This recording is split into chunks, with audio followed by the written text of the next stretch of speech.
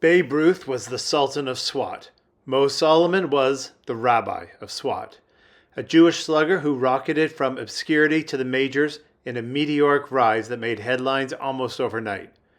But was it all about talent or a clever publicity stunt? Few have ever heard of him, fewer expected him, and almost no one predicted what would happen next.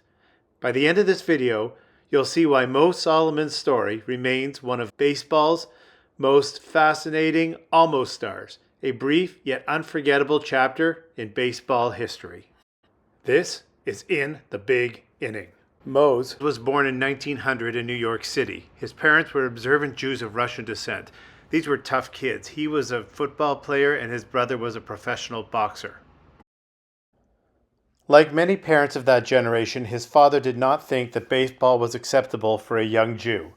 Oddly, he did approve of Mose's brother's boxing career. Mose was not an observant Jew, but never tolerated anti-Semitism and was willing to fight against ethnic slurs. Word got around the minor leagues that you better lay off that big Jew. In 1923, he recorded 49 home runs in Class C ball, which was the most in all of baseball except for Babe Ruth. He hit .421 and led the league in hits, doubles, triples, and several other offensive categories. Other managers never found him because he played for Hutchinson Wheat Shockers, which is an obscure team, an obscure league actually. The New York Giants pursued him as part of their ongoing search for Jewish players to boost attendance by manager John McGraw. 1923 was particularly bad for the Giants because, and remember this is the New York Giants, they were losing their fans to the Yankees because everybody wanted to see Babe Ruth play. So McGraw said to the press on Erev Rosh Hashanah 1923, "We appreciate that many of the fans in New York are Jews, and we have been trying to land a prospect of Jewish blood." Solomon was instantly a celebrity, and invitations all over New York for dinner and high holiday services followed. Prominent Jews actually tried to arrange dates with their daughters. As I said, he was an excellent hitter, often hitting over 300 in the minors. So why did he not last long in the majors? The reason is he was a terrible fielder, which was what made him lack major league suitability. One writer said that his glove was made out of kugel, which for those of you who don't know is like a noodle dish. He committed 31 errors in that year, 1923. He was so bad that he sat on the bench for most of the games in his uniform until the Giants had clinched the pennant. Attendance did increase as predicted, but fans booed because they never saw Solomon play. He finally got into 2 games, including the last game of the season. McGraw wanted to keep him for the postseason, but when Solomon found out he wouldn't be paid to sit on the bench, he went home and played football. McGraw was so incensed by this that he sold Solomon's contract to a minor league team. Years later, Sports Illustrated noted he was the first candidate for designated hitter, only 73 years too early. He only played 2 major league games. So one of the things I found is this newspaper, which is from October of 1923, which is when he played his 2 games.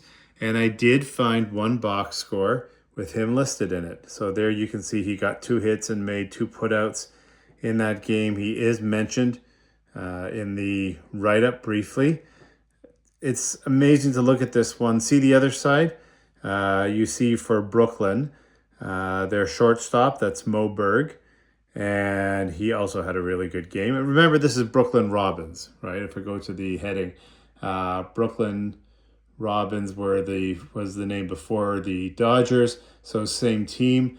But as I go through this newspaper, I mean, the news stories, the sports stories, it's amazing to watch. You know, spend a few bucks every now and then, just get an old newspaper, and you can see some great stories. Here's Wally Pipp. With an injury. This is a couple of years before the famous replacing of Wally Pipp by Lou Gehrig. Look who the first choice was to replace him. Okay, if you see it there, the first choice for replacing Wally Pipp was Babe Ruth. And in fact, Babe Ruth did replace him for a couple of games. You don't think of him as playing first base, but he was a fill-in every now and then. You can see this paper is just falling apart completely. I was warned when I got it that it was dry, and every time I open it and close it, more pieces fall off. This thing is so big that it takes two hands to actually turn a page. So it's amazing to take a look at this and see how big it is.